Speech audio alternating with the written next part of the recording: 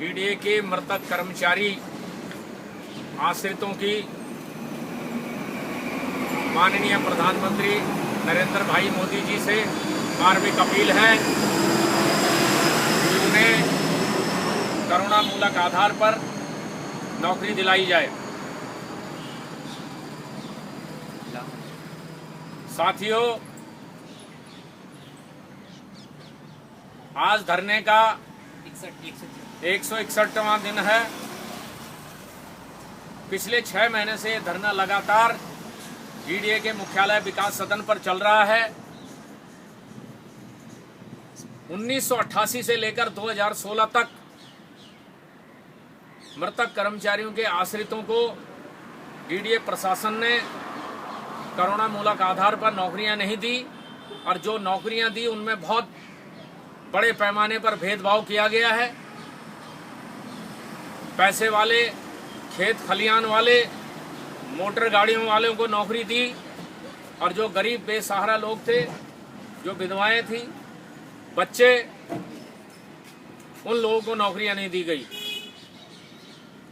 मैं बड़े दुख के साथ कहना चाह रहा हूं कि डीडीए का प्रशासन पिछले कई सालों से मृतक कर्मचारियों के आश्रितों के साथ भेदभाव बरत रहा है, इन्हें प्रताड़ित कर रहा है। जो माताएं बहनें विधवा हैं, उनके बच्चों के साथ अन्याय हो रहा है। इन्होंने 2010 के अंदर 1400 केसों में से 843 को नौकरी दी। डीडीए के अथॉरिटी में रेजोल्यूशन लाए कि हम इनको one time relaxation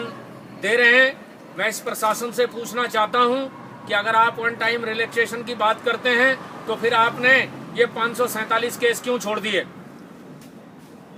one time relaxation सब पे लागू होना चाहिए था और इसी मांग को लेकर हम पिछले लंबे समय से आंदोलन कर रहे हैं, लेकिन डीडीए के प्रशासन ने उनकी नींद नहीं जागी और उन्होंने किसी भी प्रकार के से इन आश्रितों के साथ कोई इंसाफ नहीं किया। साथियों,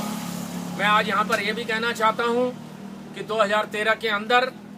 डीडीए के कमिश्नर महेंद्र कुमार गुप्ता ने करुणामूलक आधार पर स्क्रीनिंग कमेटी की एक बैठक बुलाई और उस बैठक के अंदर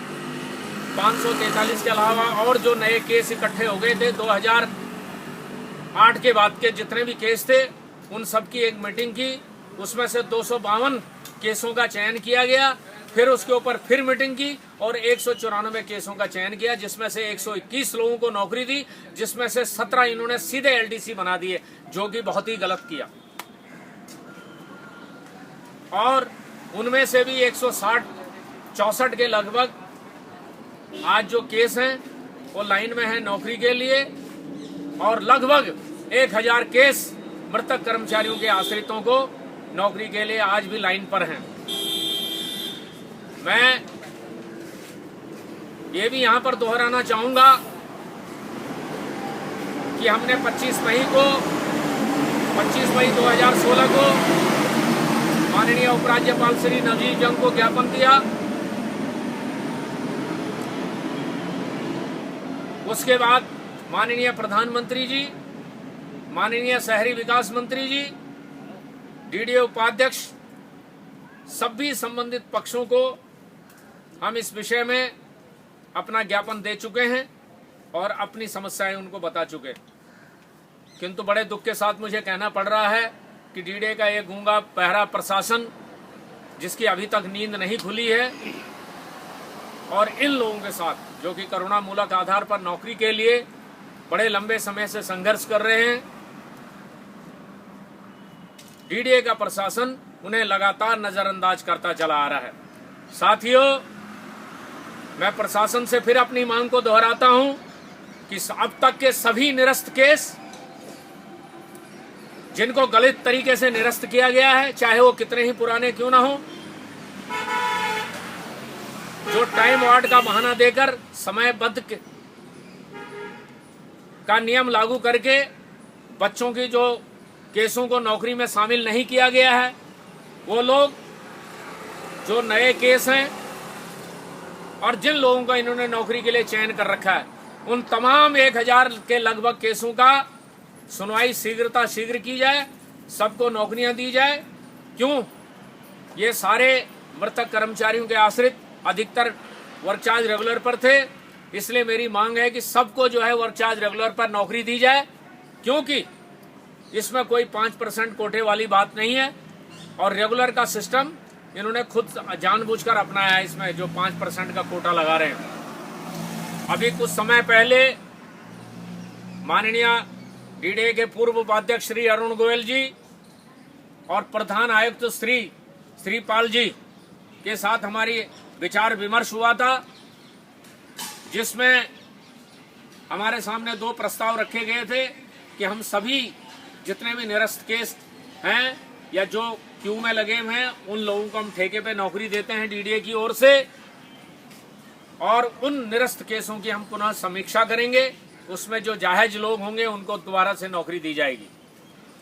2 प्रस्ताव हमारे सामने लाए गए थे, हमने उन दोनों प्रस्तावों को स्वीकार किया, किंतु उसके बाद माननीय उपाध्यक्ष श्री अरुण गोयल जी का स्थानांतरण हो गया और ये फैसला जो है अधर में लटका हुआ है। अब जो नए उपाध्यक्ष आए हैं माननीय श्री उदय प्रताप सिंह जी, इनसे मेरा विनम्र अनुरोध है कि 6 महीने से चले आ रहे कोरोना मूलक आधार पर नौकरी के लिए जो आश्रित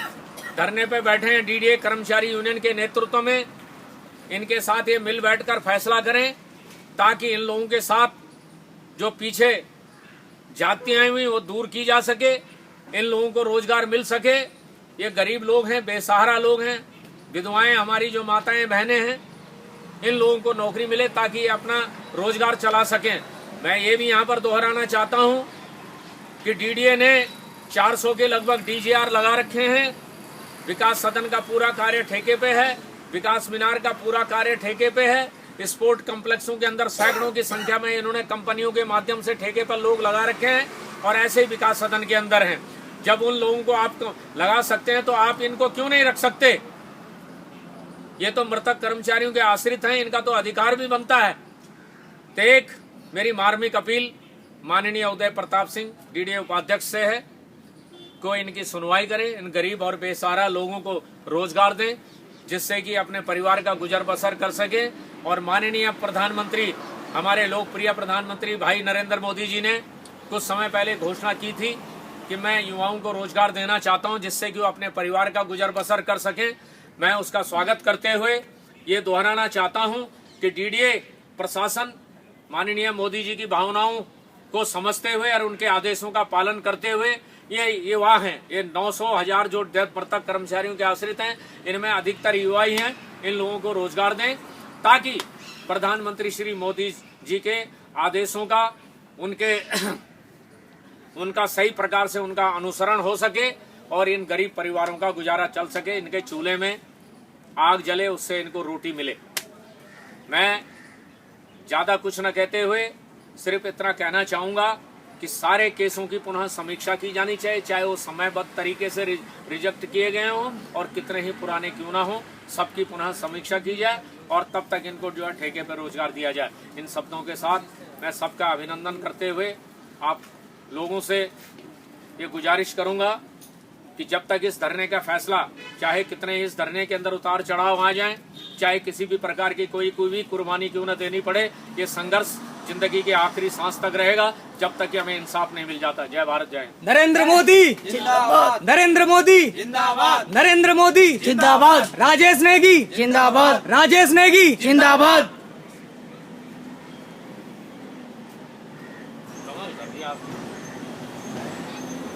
ये फोन पे लगे हुए बैठ जो इनसे जिंदाबाद।